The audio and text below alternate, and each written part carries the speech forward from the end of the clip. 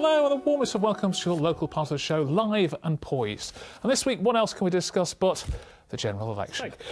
Jonathan Arnott for UKIP. Leadership problems, poll ratings on the slide, Conservative government delivering potentially the kind of Brexit that your voters would want. This couldn't have come at a worse time for your party, could it?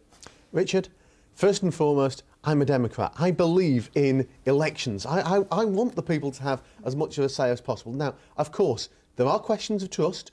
When a Prime Minister tells you time and time again there's not going to be a snap election and then calls one, because that's exactly the kind of politics that people in this country don't particularly want. But I think that when you look at the areas which UKIP are doing well in, that UKIP are targeting, that UKIP are on the up, I think UKIP is still on the up in those areas, and I think we're going to see a few. You're another one who's enthusiastic. I can't find anyone apart from me that wasn't. Well, you know, I think if you, do you know what? I think if you believe in democracy, then actually, I think having an election is never going to be a bad thing. But apart from that point that I've made, Theresa May saying there wasn't going to be one, then doing it, that doesn't go down well. OK, all right, well, we'll see. Jonathan Arnott, if you're honest, one seat and one seat alone is going to interest you, which is Hartlepool, isn't it? I mean, the rest of them in the North East and Cumbria, you might as well forget. I think we will do very well indeed in Hartlepool, of course, but just remember that in 11 of those constituencies across our region, UKIP are the party in second place. So it does beg the question, if Labour do have a huge meltdown, as seems possible, then we could be the beneficiaries. So it would be foolhardy to put all our eggs into one basket. 2015 the high watermark, pre-referendum, etc. It's where those votes are going to go now, not that they're going to go to you. I don't dispute Hartlepool is a target for you, but the rest of them, you know, you're just going to make weights. Well, as I say, there are 11 of those where we're the party in second place, and that does make a big difference. But of course, you know, our number one target in this region is going to be the seat that we can take for the 4% swing. Will you?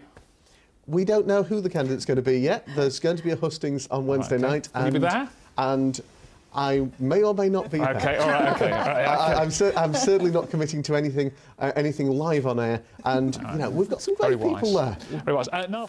Jonathan Arnott, you were supposed to be the main rivals for Labour in this region, weren't you? But there's dozens of seats in these council elections where there's no UKIP candidate. Take Durham, 14 candidates contesting 126 seats. It's not the sign of a major party, is it?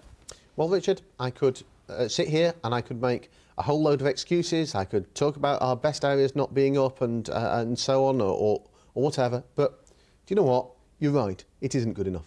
Right, OK. So you'd like more in the future. OK, well, that's honest. That's fair enough. No. I mean, despite your limited field, do you hope that you're going to get seats on the councils? Because there's no chance of you controlling any of them. So. Yeah, I mean, I think we have a number of seats where we expect to do pretty well. I think also...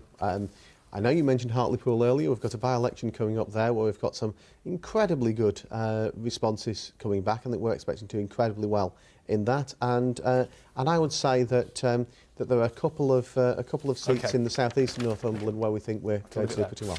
Thank you very much. That's it for this week. I'm off to brush up on my majorities, something I often do on a Sunday evening. Next Sunday we'll have a special debate between the candidates who want to be Tees Valley's first mayor. That's back at 11 on BBC One. Back now, though, to Andrew.